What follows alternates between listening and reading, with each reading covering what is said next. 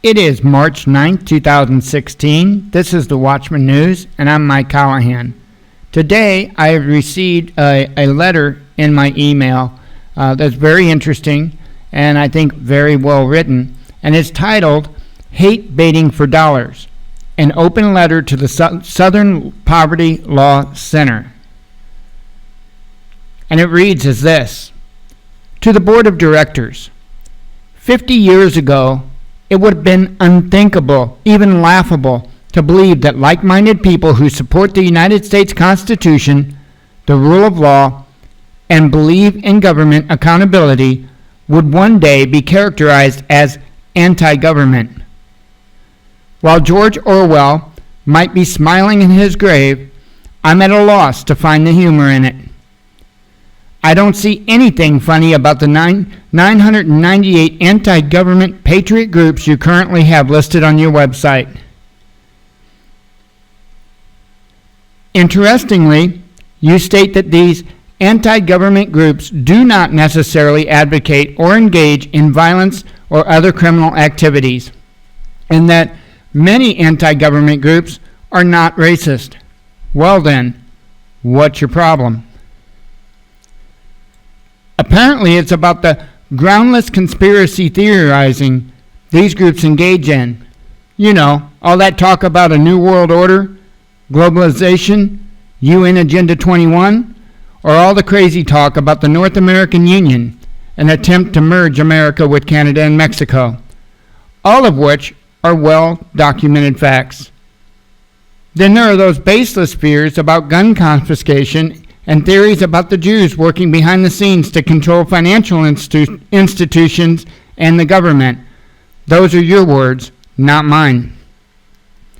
And according to you, these anti-government groups are populated by a bunch of anti-Semitic white men. Really? And just how did you arrive to such a conclusion? And how did you identify all these various anti-government groups? Oh, I see. The Intelligence Project made these determinations. No, dear readers, this is not satire. Please go to the SPLC website and check this out for yourself. It's very informative material. I mean, for those still reading on a 6th grade level. I have to hand it to you that while most of us were asleep and or distracted with family duties, careers, and life in general, you were busy infiltrating our government agencies and lobbying our elected officials to alter laws. You also encouraged them to change policies and adopt a specific point of view concerning law-abiding, patriotic citizens who have been protected into a fictitious, twisted narrative of your own making. Sadly, I must admit, you have convinced many, but only because they trusted you to tell the truth and assumed that your findings were based on facts, not fiction. Well, let me tell you 2 things about facts. 1, you don't get to choose them, and 2, facts don't have an expiration date. I think it's time to state some facts and turn your false narrative inside out for the entire world to see. Before I begin, I'll offer this token of appreciation. You appear to have made an honest effort to expose a handful of real hate groups, and you have stood up for people genuinely oppressed and victimized. Thank you. You're welcome. Now, moving along, I must tell you that your demonization of patriots by referring to them as anti-government groups is a line that has clearly crossed from fact to fiction. Of course, fiction is not illegal. You're entitled to your little make-believe world filled with patriotic devils who threaten your existence. However, I would be remiss if I didn't remind you that yelling fire in a crowded theater, though fiction it may be, can be a crime. In fact, if it results in someone's death, it's a very serious crime, making you culpable. I can't help but wonder how much longer it will be until you face a major lawsuit. Perhaps It will be a class action suit for defamation, but I'm hoping for something meatier. I foresee criminal charges along the lines of criminal intent and or conspiracy to do harm. Maybe that's not the right legal term, but you get my drift. Or do you? I guess I should explain further. In 2009, the state of Missouri, under the watchful eyes of Governor Jay Nixon, sent out a law enforcement sensitive document entitled MIAC Strategic Report, The Modern Militia Movement. It was distributed to members of the Missouri State Highway Patrol and others. In this report, potentially violent-prone militia members were identified as those who oppose such things as abortion, the United Nations, the New World Order, the North American Union, the Federal Reserve, gun control, illegal immigration, radio ID chips, and the income tax. Sound familiar? In other words, about 3/4 of the state citizenry was identified as potentially violent extremists, at least violent enough to warrant this special memo. The cause for the rise in extremism is blamed on various social, political, and economic factors. For example, during the 1960s and 1970s, female and minority empowerment caused a blow to white males. I'm guessing my readers didn't know that. Well, that's because you missed this memo. In addition to the MIAC report, explained that these potentially extremist militia members, including those who are usually supporters of the former presidential candidates Ron Paul, Chuck Baldwin, and Bob Barr, I bet you didn't know that exercising your rights and supporting a legitimate presidential candidate could be considered a dangerous and subversive act. Apparently, these named individuals didn't take too kindly to being painted with such a broad brush, a brush that equated them with violent extremists. When this document was discovered, and 3 men drafted a letter to the state officials and demanded that they cease the circulation of this kind of nonsense. However, it appears that this kind of nonsense continues to be decimated in parts of our government. I wonder if you had anything to do with that. Well, let's find out. Judicial Watch recently obtained documents from the Department of Defense dating back to as recently as 2013, which included an equal opportunity training manual with a section entitled Extremism. In this section, the government seeks to enlighten the trainees about extremist ideologies. The sources referenced include the Anti-Defamation League and, well, what do you know, the Southern Poverty Law Center, which is cited several times throughout the document. Do you feel culpable yet? No? Well, I'm not done.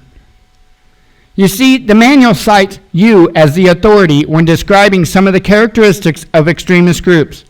You know, such horrible things as lauding Southern culture, flying the Confederate flag, opposing interracial marriage, or disliking homosexuality. However, as the manual continues its characterization, I found myself a bit confused. It wasn't quite clear whether they were describing extremists or the Southern Poverty Law Center, because it describes people who don't like to deal with the facts, routinely place labels on their opponents, make sweeping claims and judgments, tend to get caught up in logical fallacies and false accusations, exaggerate the significance of information that confirms their prejudices, frame their arguments in a way that intimidates others, make predictions about the dire consequences of inaction, deliberately lie and distort with little remorse, direct their hatred towards individuals, exhibit a reverence for propaganda, adopt a paranoid and hypersensitive style, and finally, they expect that others will accept their assertions on faith. Well, I guess if the shoe fits. It only gets better. Did you know that the colonists who wanted to be free from British rule were extremists? Oh yes, they were, at least according to this Department of Defense training manual. Also, if you place the interest of your own nation above the interest of another nation, you're an extremist. If you're intolerant of another religion, you're an extremist. If you don't believe that 6 million Jews were killed in the Holocaust, you are an extremist. If you don't believe that Timothy McVeigh represents the heart and mind of the militant patriot movement and was the brainchild behind the Oklahoma City bombing in 1995, which supposedly destroyed the building with a single truck bomb, then you're probably an extremist. And finally, if you don't believe that illiterate, goat-herding Muslims from the caves of Afghanistan were the ones who hijacked 4 planes on September 11, 2001 with box cutters and defeated the most sophisticated military defense system in the world, slamming their planes into the Twin Towers, which miraculously fell into their own footprints, as did World Trade Center 7 later that day, and also struck the Pentagon, destroying a large portion of one wing, well, you might just be an extremist. Oh, but there's more.